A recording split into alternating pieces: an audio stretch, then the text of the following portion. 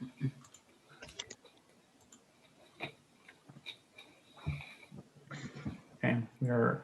I'm setting it up to go live on YouTube as well, and it is also live on YouTube.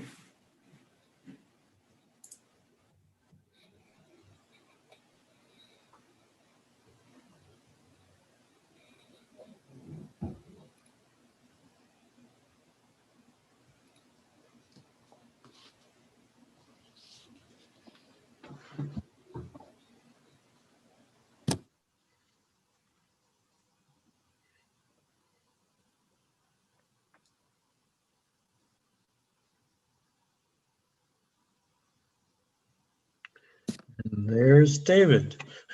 How you doing, David? Hello. Hey. Good evening. Wait, she'll be back in a few minutes, all right? I'm sorry. All right, it is 5:31. We have a quorum. I will call the meeting to order and do a roll call. In terms of commissioners, we have David Westmoreland, Kelly Bloom, myself, and Brian Bidioli is here and as well. So any public participation? Anybody have anything they'd like to say? Seeing no one? Nope. We'll go on to item number 1, administration. Approval of the minutes of the February 9th, 2020 regular meeting. Do I have a motion? I'll make the motion. Second. Second. All in favor? Aye. Aye. Next item on the agenda.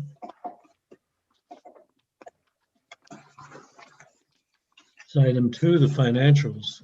Approve the Norwalk Redevelopment Agency statement of revenues and expenditures and balance sheets for all funds year-to-date, January 31st to 2021. I will turn. Okay, so for the period year-to-date, January 31, Operating Fund 100 had actual revenues of $921,000 versus budgeted revenues of $926,000, which resulted in an unfavorable variance of $5,000. Total actual expenditures of $880,000 versus a budget of $937,000 resulted in a favorable variance of $57,000. This is primarily due to an unfavorable variance in legal expenses of $70,000 for Wall Street litigation, which was offset by favorable variances of $101,000 in personnel costs and $26,000 in other administrative costs.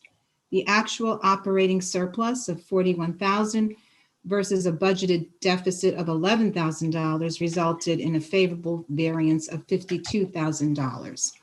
And there's no balance sheet for this period because it's not on the quarter. So this was the only, the statement of revenues and expenditures is the only financials that I will present tonight. Does anybody have any questions? Any questions? Seeing none, I will call for a vote to approve those financials. I'll make the motion. Second. Second. All in favor? Aye. Carries unanimously. Moving on to business. The first item is the MLK Facade Improvement Grant Program. One item is to approve the funding for projects selected for phase 1 of the MLK Facade Improvement Grant. I'm going to move both items together. Then after that, authorize the executive director to enter into contracts as required for phase 1 of the MLK Facade Improvement Grant. So open it up for discussion. I can present, Mr. Chairman, real quick, just to provide a little bit of background on this item. So what you have in front of you is a package containing applications we received for the MLK Facade Improvement Grant Program. Mhm. This is funded utilizing City of Norwalk CDBG resources. We put out a solicitation for notice of funding availability. We received 13 projects in total in terms of applications. What you're considering tonight is the first 6. It's the first phase of the program. And that would constitute $103,000. It's $96,000 in improvements with a $7,000 contingency, utilizing the CDBG resources we have in our multifamily residential improvement, our residential program. I have put together, there's a summary in the memo in terms of who would be getting what. We've put the maximum grant amount as for reference there. The highest grant is up for $25,000. There's 2 of those and a number of smaller grants that you can you could go through in your packet. And then there's also reference pictures for the type of the actual properties that we will be working on. Tonight we'll be approving, or for your consideration of approval, the total maximum amount that would be allowed. And then from here, we will go on and continue our scoping of the projects and then work with the applicants to develop the actual grant agreement documents. Okay. Any questions? Open to discussion. David, Kelly, any questions? David, you look like you're going to say something.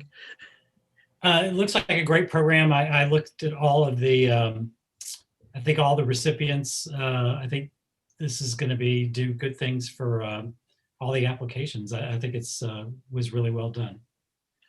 I agree. Any other comments, questions? Seeing none, I will call for vote to move both 1 and 2, the approval of the funding and the authorization for the executive director to enter into the contracts. So moved. Do I see a second? Second. All in favor? Aye. Aye. Unanimously approved. Going on to the item 2, the Norwalk Redevelopment Agency Strategic Plan. 1 is the presentation of the final draft agency strategic plan 2020 to 2025, available for download, is there. So I will open that up for discussion. All right, great. Mr. Chairman, I have a brief presentation on the plan for your all consideration. So as we sort of had an initial discussion on the strategic plan back at our October meeting, we wanted to kind of take a look and continue the discussions with the city in terms of how that plan shaped out. Are you all seeing my screen okay? Yep, you're good? Okay, good. So yeah, so we distributed the sort of revised and reviewed plan on February 21st to you all for your review. What it represents, a lot of it is substantively the same from our last discussion, but there were just a number of items of clarification between city responsibilities, our agency, and also just sort of descriptive characteristics. We also wanted to give another pass at the formatting and kind of present a more final document to you all. So that's what you have, available for your review. That's obviously was provided on the agenda, and it's out there for public consumption on the city's website. But I'll provide just a little bit of a brief overview in terms of some of the key highlights. A little bit of introduction in terms of the planning work that we did, the intent of the plan, why we went through the strategic planning process, talk about some of the public outreach that we conducted, some of the surveys and feedback we received, really focusing on this plan, as we've discussed, on taking an inventory. There's a lot of existing plans in the city. There's a lot of good work that's already been done. There's been publicly sourced projects. What we really wanted to focus this plan on was prioritization and implementation, and how we could best coordinate with the city to achieve some of these projects and overall goals. One of the key things when I first came into this position was, a need to define the role of redevelopment. So we structured a lot of our conversations around that topic. We wanted to make sure that we were focused on implementation and performance monitoring to pay, in respect of existing plans and projects that have already been developed, not wanting to reinvent the wheel, but wanting to do something beneficial to advance those projects in the city. So that involved a lot of prioritization, which we're going to go through tonight in terms of our sort of approach to that. And the key focus was on how do we align our internal operations with the external needs and interdepartmental needs of the city. So as you'll recall, we had been touching base quite a bit throughout the development of the strategic plan. We went through a 3-phase development process. The first was sort of a discovery phase where we went and did interviews with key stakeholders, including city staff, local and elected officials. We established a number of advisory committees, both technical committee representing key city staff, and then also the community advisory committee, which is more of common council members and elected officials. We initiated the outreach program through distribution of a survey. We actually had really strong responses. We distributed the survey to our networks, also through the chamber, which resulted, and we'll talk a little bit about the results of that effort and later in the presentation. From there, we took a look at our organization. We did an analysis on the structure of it and how we could take these projects that people identified through the public outreach phase and divide the responsibilities and come up with some policy recommendations to move things forward. And that resulted ultimately in an implementation matrix that I'll present tonight. And it's also included in the plan. And then in terms of deployment, we employed a lot of methods to get the word out there. We did ongoing newsletters, we used social media, and we pulled together a number of reports along the way to inform people so that they had information going into the decision-making processes that we're going to discuss tonight. Let's see here. So really the central, the first central question is, what is the role of redevelopment? And I came into it obviously with my perspective, and we sort of tested this throughout the planning phases. Really taking a look at redevelopment as a means of providing strategic assistance for economic development projects in the urban core. That is our target geography. And the idea is that we could work together with the private sector to derive competitive advantage from the proper alignment of market supply and demand. That's a key factor that we looked at as part of this plan, and that we want to make sure we're cognizant of, because it has influence on a number of factors, including housing affordability and other challenges that are obviously inherent to the provision of housing in the community. We want to be a mechanism to optimize the land development process, because infill development is a challenge. A lot of these high value development targets are more complex, and they require strategic partnerships between the public and private sector to achieve. And then finally, really using the agency as a mechanism to represent the public parties to ensure the maximum public good is derived from any investment. I think that's a theme that carried through our discussions. So again, the plan was focused on implementation. There was already a number of public involvement exercises that were conducted to source all these projects. So we wanted to make sure that we were moving forward with those to improve interdepartmental coordination around those topics. In order to do that, we did a comprehensive review of past plans and public feedback received. We hosted a number of interviews with staff, key stakeholders. We did surveys, we hosted workshops. We worked with planning and zoning commission members, common council leadership. We even had a developer workshop, and then also working through the chamber to try to cast the widest net that we could in terms of, what can the agency do to help you all achieve your, respective goals. And of course, we wanted to take a look and freshen up some of the new data that was in the existing plan. So we did that to make sure that we were, at a good touch point with what's going out there in the market, to make sure that we're, just keeping, in context with planning goals and objectives of the past, but making sure they're context sensitive to now. So a couple of things I found very interesting throughout the process was the responses that we got to the surveys that we put out. And we sent them out to all of the networks that I previously mentioned, and just asked some general questions to kind of set the stage about our planning exercise. One of the more open-ended questions we asked is, what are the top 5 best things about Norwalk? And single-handedly, number 1 was the parks, trails, waterfront, and recreation opportunities. People value the diversity in the population, access to jobs, and housing. But of course, housing ranking a little lower, indicating that this might be an area that we should, be taking a targeted look at. And of course, that came up in the inverse, saying what are the top 5 most important issues in the urban core, and housing options were identified as number 1. There was concerns about vehicular traffic circulation, congestion, making sure that we're, cognizant on community character and appearance, obviously looking at the tax base and public safety. And these are really fundamental goals of economic development, which was, it was good for us to go out there though and have them sort of rank so we could kind of take an idea in terms of how we're prioritizing things, which was obviously, as I said, was a key aspect of this plan. And there were some interesting findings. We took a look at new data that was coming out, and I think, this planning exercise occurred through COVID. So there's obviously going to be minor distortions due to that. But there were some trends that were going on that Norwalk was benefiting from, but also needs to, be cognizant of as we talk about real estate development and housing.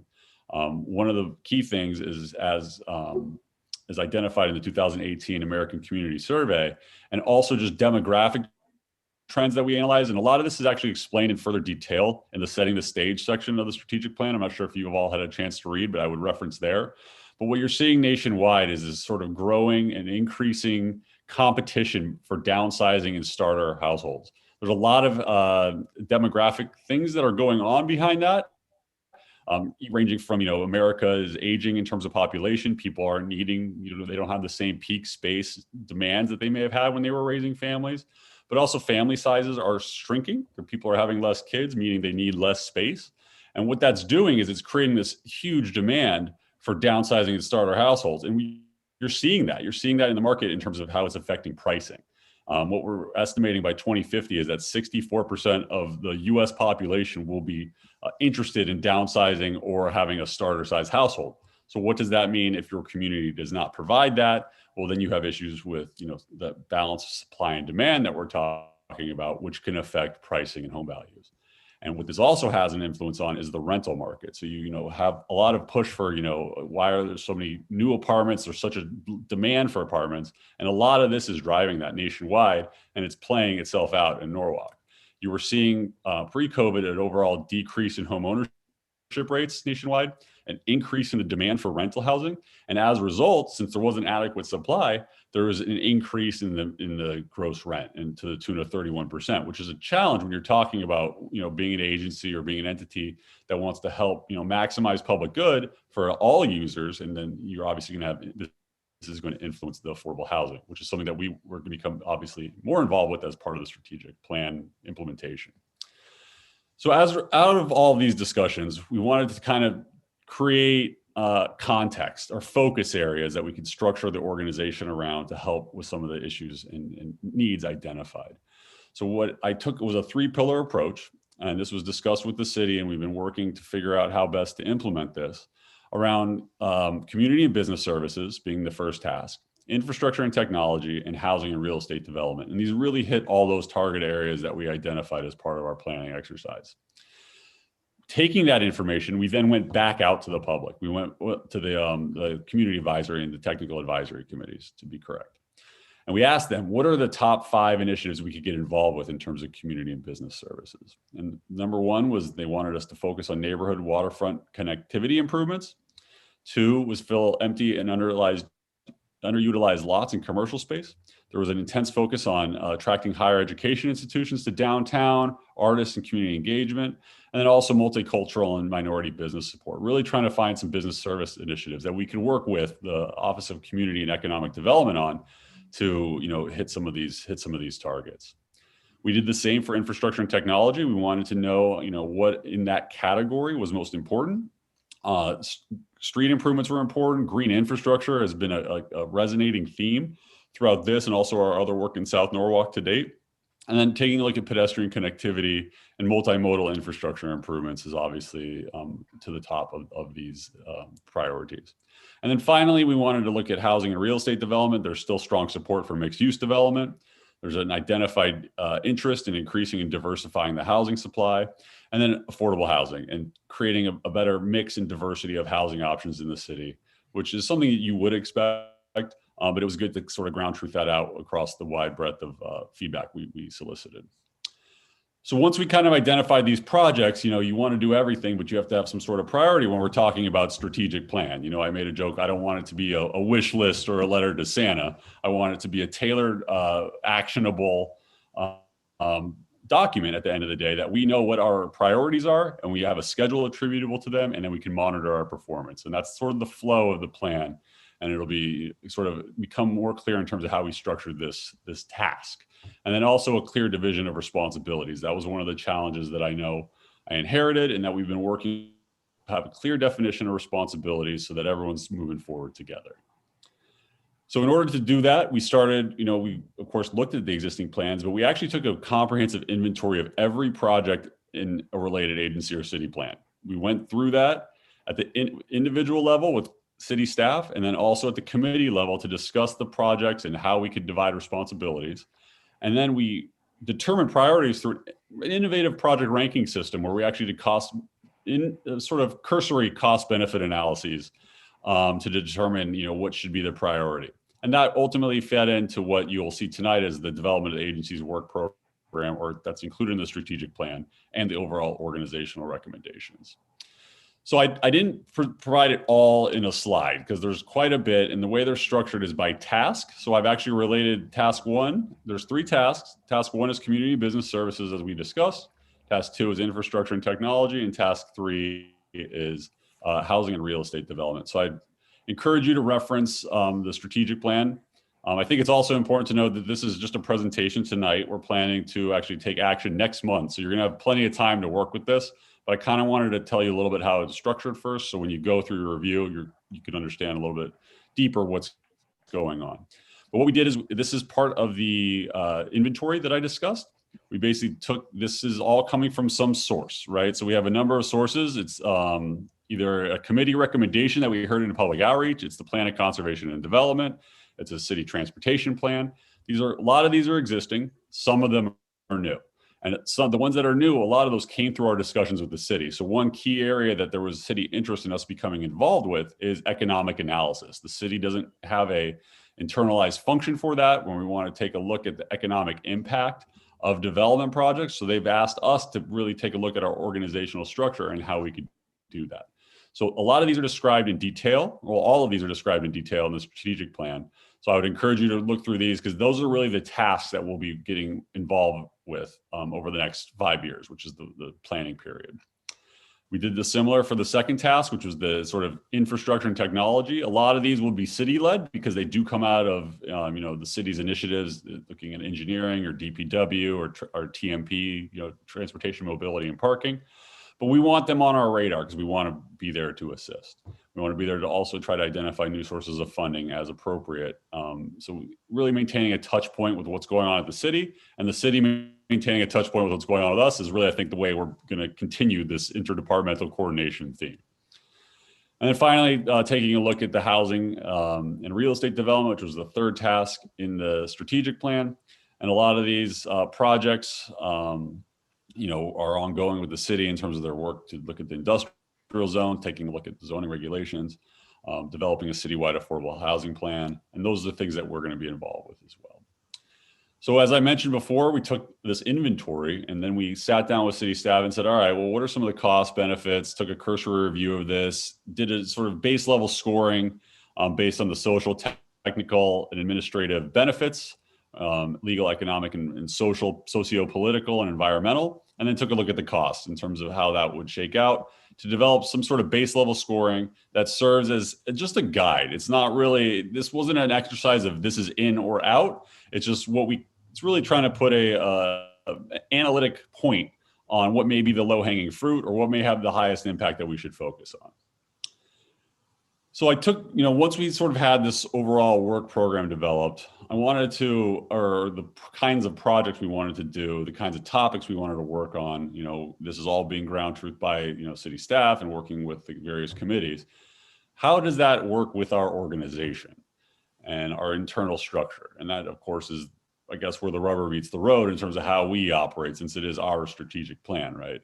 And to determine that, I wanted to take a look at the assets that we had, organizational assets, not just financial assets. And as we discussed in our last meeting in October, our last discussion on this, the agency has a robust organizational structure that's sort of 3-tiered, there's 3 pillars, I think, is more these are all maintained and led by the Norwalk Redevelopment Agency. But before I got here, there was work done to structure the Norwalk Economic Development Commission and then the Norwalk Housing Corporation. And a lot of that is really for grant eligibility and, for having these other organizational instruments to pursue other funding opportunities. And I think that lends itself very well to this sort of 3-pillar approach. So taking a look at the typical agency functions, really relating our work to community and business services, Norwalk Economic Development Commission, based on the type of entity that it is, would be best primed for infrastructure and technology resources. And then finally, the Norwalk Housing Corporation, which was its original intent, is to look at housing and real estate development opportunities throughout the city. So bringing all of this together in terms of our organizational chart, this is actually the org chart that we approved at the last go round of our organizational restructuring, and it fits well. It still fits well within this context. There was some foresight in that regard, because we were in the middle of our strategic planning process. But I still would stand by this in terms of how it operates within the structure. And finally, what I was trying to get out of all of this is a very clear year by year, quarter by quarter schedule and list of projects so that we can monitor our performance. And that's what this whole strategic plan culminates in the 5th chapter, is all about performance monitoring. And I want this to serve as the report card and the sort of touch point for you all as you're monitoring agency performance in terms of how we're implementing things. So it's not just a strategic plan disjointed from the actual work that we're doing. And that was sort of my key focus throughout this whole planning process, to make something that's of value in terms of how I'm managing things and how everyone else is operating, so that we're all on the same page, because things get dynamic, things get shifted, but at least we'll have this as a touch point. So I know I probably hit you with a lot today, and there's a lot more in the 110 pages that is in the strategic plan, but I'm happy to answer any questions or initial reactions. You're on mute, John. Sorry, I don't know if you could. There, I did. I think this is a wonderful project and is well done. It sure helps me understand a lot of what's going on with redevelopment, being a relatively new member, joining March, I think, when we first locked it down. So one question I have, frequently you said these statistics or these numbers are pre-COVID. But COVID has had a great impact on our society and the way we're doing things. I mean, Metro North is down, ridership's down 40%. The demand for office space is now for small office spaces. How will we adjust as we're going forward? I guess when you say you'll take a closer look at things, you'll factor in the COVID impact at that point? Yeah, so obviously what's evident is markets are dynamic, right? And sometimes government agencies are not. So we're going to try to change that. Because Okay. Number one, I think that's the where I'm going. the first piece. But I think what it is it's at the project level, is I think how we'd address it moving forward. There's these nationwide trends that we talk about in the strategic plan, which I think are still brewing. But at the local level, there are some adjustments we need to be making in terms of how we implement these projects. So for instance, the South Norwalk TOD study, when we wrote the scope, it was pre-COVID and we got the consultant on board. But what we've done since then, we've actually added additional scope items to take a look at how COVID-19 is influencing, market demand characteristics, mobility patterns, and all of that. So we'll be doing that at the project level, I think, to most directly answer your question. Okay. Yeah. I'm good. Any other questions? David? So I'm good with the plan. I've been through it several times, and I'm pleased with the priorities and things we'll be working on first.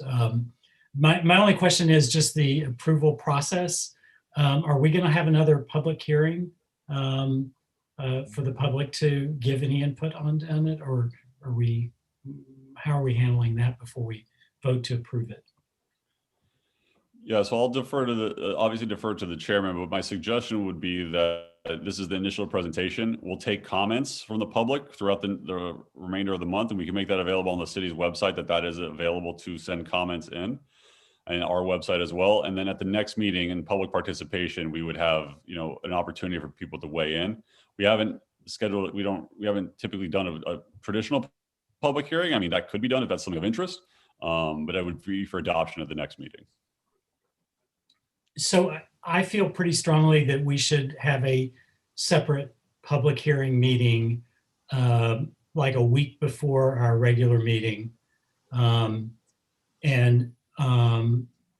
advertise it, do a presentation of it, take comment, and then we'll consider that at our next regular meeting.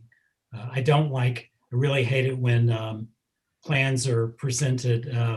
There's a public hearing, and then there's immediately a vote scheduled on it, because it just means you're not going to really take into consideration what We've done that. So I know it's kind of a pain, but I think it would be really worthwhile to, maybe, publicize it, schedule it a week or so ahead of time, and then act on it at the next meeting, next regular meeting. Yeah, that's absolutely no problem. I think that's a great idea. And I think too, I support that too. Sorry, John, what was that? I said I support that as well, so. Great.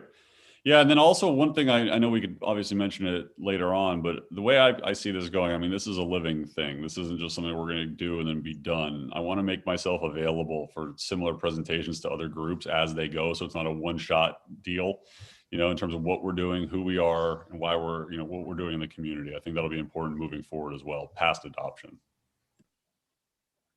Okay, so before we're going to schedule a public hearing then before the next meeting next month, correct?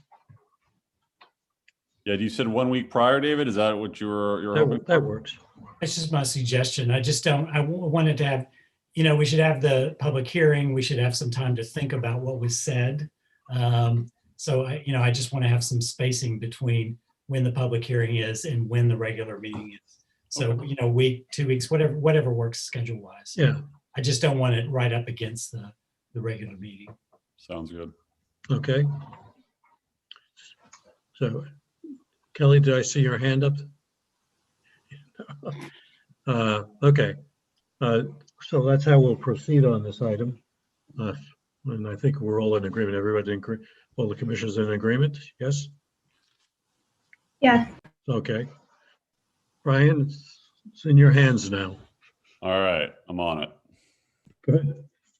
Next, we're moving to item 3 is the design review. And the first item is 637 West Avenue. We're going to get a review and then take a vote on approving the proposed revision 37. So, good evening, folks. My name is Craig Flaherty. I'm a senior engineer and principal with Redness and Mead, a land use consulting company with offices in Stamford and Wilton. I'm here on behalf of the applicant tonight, Waypoint Partners LLC, most importantly represented by Stanley Seligson, who is on the call tonight, and Mike Sorreo, his associate. Also, in terms of the team we have here to answer your questions, we've got Bruce Beinfield on the call. He's kind of the vision architect for the plan. We also have Kyle Pistola and an associate from Pistola Architects, who will be the construction architects for the job. We have Eric Rains standing by if there's any questions on landscape. We have my associate Vincent Hines if there's any questions on the engineering and the site planning. I'm going to go ahead and try to keep this short. Hopefully we've made a lot of ground since the last time you saw us. I'm going to share my screen now. This, of course, is the building that you are familiar with when you drive down West Avenue. Can you see that? yes. Yep, okay, good. Wells Fargo occupied it for many years. They're going to downsize in place, make way for a medical office use. When we were here last month, we had shown you a very contemporary idea about how to treat the facade, which received a strong negative reaction, in particular from Mr. Westmoreland, which caused us to go back to the drawing board and reconsider the look of the building. We did so, and we hope you are happy with the result. Basically, we're preserving the front architecture. I think Bruce has come up with a great color scheme here that builds off of some of the concrete and limestone pieces, the keys on the lintels and the area around the front door, tries to bring that color cohesively throughout the building. The other differences you might notice is there's going to be a new door on the right here that'll allow direct access into Wells Fargo. This will be the main entrance into the medical offices, and there's kind of a faux door on the left just to provide symmetry in the new facade. So we're able to, we got the final architectural's in a little late, but these are the elevations. You also see at the top here, we've pushed back the mechanical screen by 15 feet, well away from West Avenue. It used to be 10 feet tall, now it's 7 feet tall.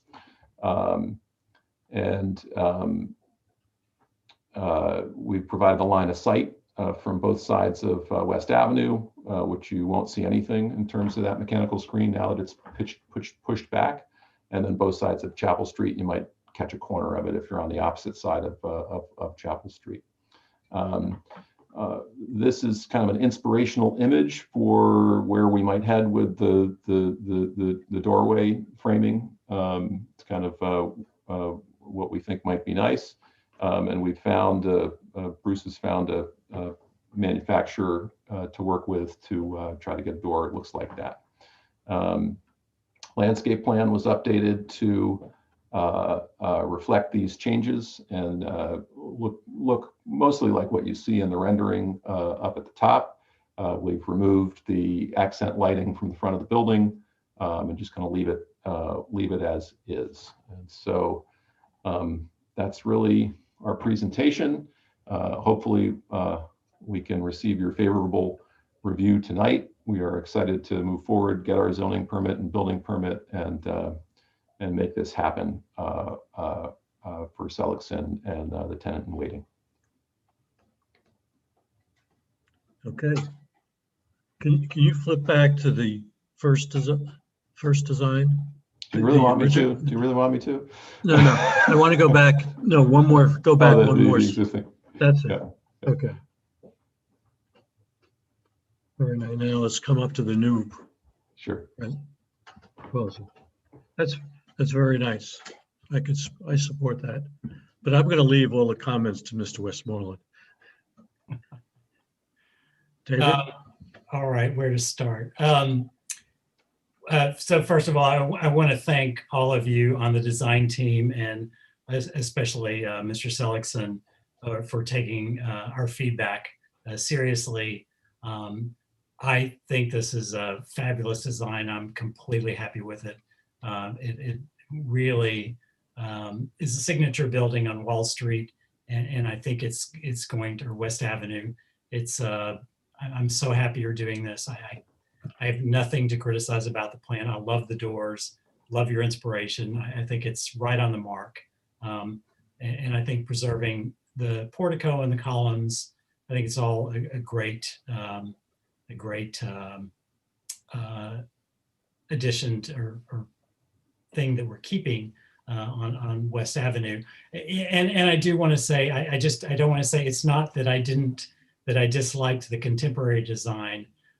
If this building didn't already have the portico on it, which I thought was such a good feature, an important feature, I would have been okay with the other design. It really was about preserving what's there, which I think is significant. So I have nothing but compliments to give you on all this, and a resounding yes vote of approval. So thank you. Okay. Well, Kelly, any comments or? No, I agree. I think it looks great. So I'll put it to an official vote. Approve the design as proposed for 637. All in favor? Aye. It looks like it's unanimous. I'll make the motion. Appreciate I'll it. second it to make it official. Thank you very much. Thank you, everyone. Thank you for your time. We appreciate it. Great. Thank you all very much. Thank you. Very well done. Thank you, Bruce. Thank you. Okay, we return to item number 2 in the design review, and that's 724 West Avenue. It's to approve the design proposal for 724 West Avenue. Brian? Yeah, so we have the applicant in attendance who could provide a brief presentation, and then we have our architects at Andreopolis who could talk a little bit about their review and the comments. So who from John Hopkins, is the applicant on right now? Or Yeah, no? Bob is here. I don't know if, do you have sharing capabilities, and did you put together a short little presentation tonight?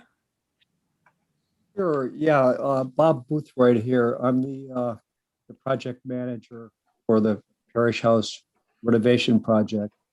And I can, I'm not quite sure what you all might have already seen, so I could share with you as much or as little as you'd like. I could kind of walk you through if you, if you haven't seen photos and the drawings and such. Yeah, we had Like me to provided go ahead and do drawings that? provided in the app in the agenda, so that's available. But if you want to walk through just briefly, that'd be great. Okay. So if it's okay, I'll share my screen with you. Fine. Or you should be able to. If you hit share screen at the bottom, there you go.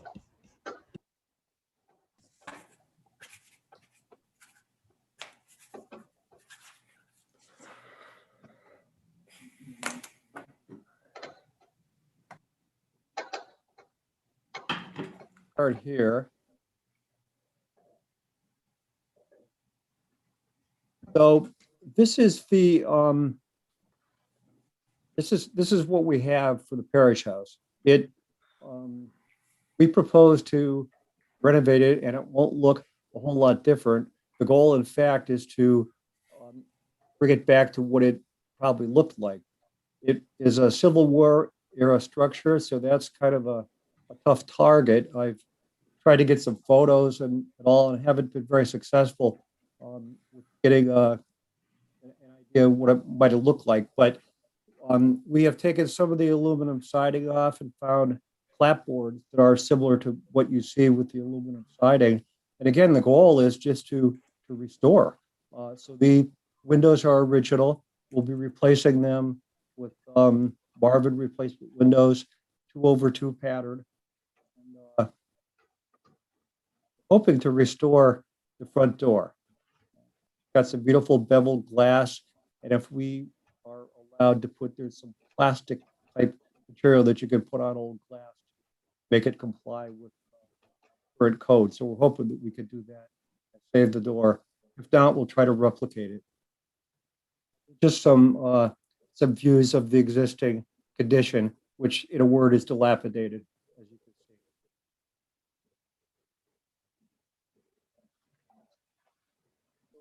Go to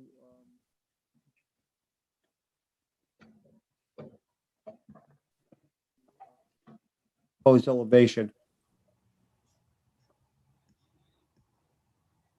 So we have existing upper left here. We have proposed, and again, you're not going to see a lot of changes. That's really the goal. There had been a fire escape put on some years ago that we intend to keep there. It'll be necessary for the continuation of the office use. And we're taking what is now a porch and basically enclosing it with the same footprint on the left side. We are adding a handicapped access ramp. We'll wind around a bit to get the elevation go into the door on that side porch. And that becomes a vestibule. It also allows us to give a nice, keep the view of the front entryway clear from the street. And so when we restore it, you're going to be able to see it. It's not going to be blocked by access ramp. I can give you as much or as little more info as you would like. I don't want to take, monopolize your time with this necessary. That's helpful, Bob, because we have Andreopoulos on the line as well. And I don't know if you could just provide a little of background on your review from Andreopoulos' perspective. EDA Architects. Yeah, can you hear me? Yep, we can hear you. Hi. Okay, I'm going to unshare my screen here. Thanks. Okay. Yeah, so, again, thank you, Ryan. Our review is, pretty much along the lines of what, Bob has just said, to make sure that, as the building is on the National Resources Inventory, that he, I asked that he would consult with and review those guidelines in taking care of the removals process of removing the siding and uncovering what looked to be pediments over the windows that have just been boxed in by aluminum or whatever, and those sorts of details. Because again, not knowing what kind of condition they're in, if you're not doing it properly, you can do some more damage than is necessary. But yeah, I think I commend them for wanting to restore the structure to its, to its natural or as original as original as the underlying siding is, which is clapboard siding, he said, and actually, reliving it, and restoring it, and only replacing those portions that need to be replaced. And the same thing with this, wish to recreate the front entry doors and try to retain those details. I understand the need or the want to have access, handicap access. It's in a very tight area. There's not a lot of room on that side, but I understand that for elevation purposes, it's more easily accessible to go into that side entrance and to try to integrate it into that front entry landing, which is also another step up from that entry landing into the building. So where they have a little more control, I guess, over that elevation on the side porch. And the need for more space, office space. So that gives them a little more conditioned area inside the building as well. And their plans are to create a handicap accessible facility, bathroom facility on that first floor level. So, but again, they have the experts on hand and at a phone call away that he could review and discuss his plans with to get their input on the right way and the best way to do it. They could review his plan and critique it, not unlike what just happened on West Avenue, just further south with the bank building. So and I encourage him to do that and get the professional advice that he needs to do as good a job as, and he's got the experience. He's done this for many years now. And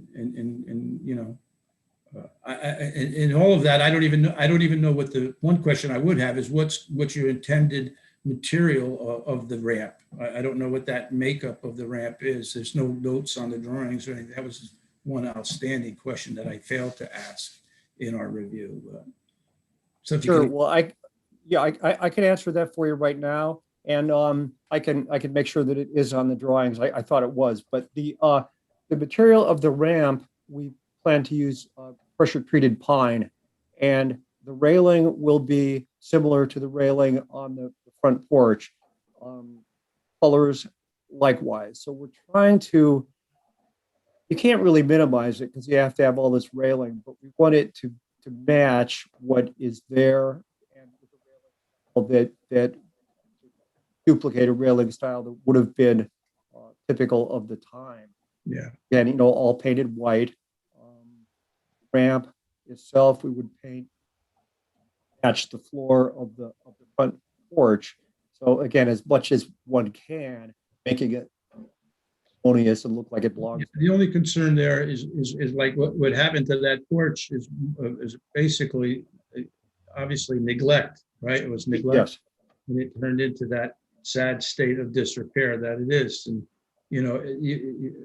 again, the experts on this would be able to advise you and I wish that you could be open to other materials that don't necessarily have to be historically significant in terms of the ramps or whatever it is, so that they don't fall into a state of disrepair, in a very short time if they're not properly maintained, over time. So, especially living, where we live in the climates that we have. So,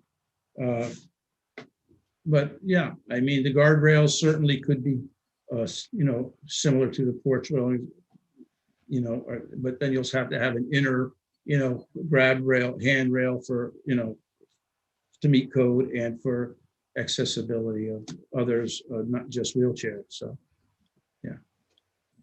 Okay. We, we did get some good news just the other day.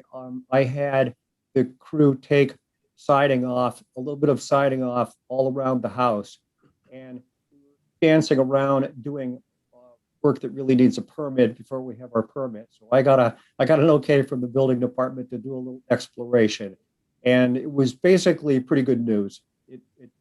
Certainly we will have to replace some of the wood, but the bulk of it appears to be restorable in terms of the siding. That's good news. Window trim, offits to cornices. I'm pretty excited about that because that's my goal here. Yeah, and then the other thing that we talked about were the muntins in the windows, and Bob went through that with me as well, that, he intends to, replace, all the windows, accordingly. Great. All right. Does anyone on the board have any questions for either of the presenters? I don't know, it looks like it's well thought out, but David? Yeah, I would just comment. I think it looks great. I'm thrilled that you guys are doing this project. It's a great building, and I'm glad you're taking this approach to restore it and improve it, because it's another important fixture on the street. Did you check the history room at the library to see if they had any photos of it? We did, and they were very helpful, but unfortunately, just not able to come up with much. Most of what it was just a handful, but the pictures were more focused on the church. Sure, yeah. Itself, and then you kind of see the parish house in the background. And when I tried to blow them up to get much detail, it became pixelated. Yeah. Well, I got a lot of good info from a beautiful pen and ink drawing that had been done. But yeah, they were very helpful, but just not able to come up with much material. Well, fortunately, it looks like, it really hasn't been altered that much over the years, and what you're doing with the siding is going to uncover all the good details. So I think it's great. I've worked on a number of old properties, and actually a good number older than this one. And that's my observation. When you look at the windows and you look at a lot of features, I think there's a lot of original there, which is great for us. Mm-hmm. Cool. Very nice. Any other questions? Anyone else want? I'll call for a vote to approve the design proposal for 724 West Avenue. So moved. All in favor? Aye. Aye. Aye. Unanimous. We're having a unanimous night tonight. Very good. Thank you. Thank you for your time. That was a very good presentation. Thank you all very much for having us. Taking care of number 2 on our agenda, we'll move to 3, new business. Any new business? Brian, anything to bring up? We're good. David, Kelly, nothing? Okay. Old business? Being none, do I have a motion to adjourn? So moved. Good. All in favor? Aye. Aye. Another unanimous vote there. Thank you all. It was a very interesting night, and I think we accomplished a lot. Thank you. Thanks. Thank you. Take Good care. night, everyone. Good night.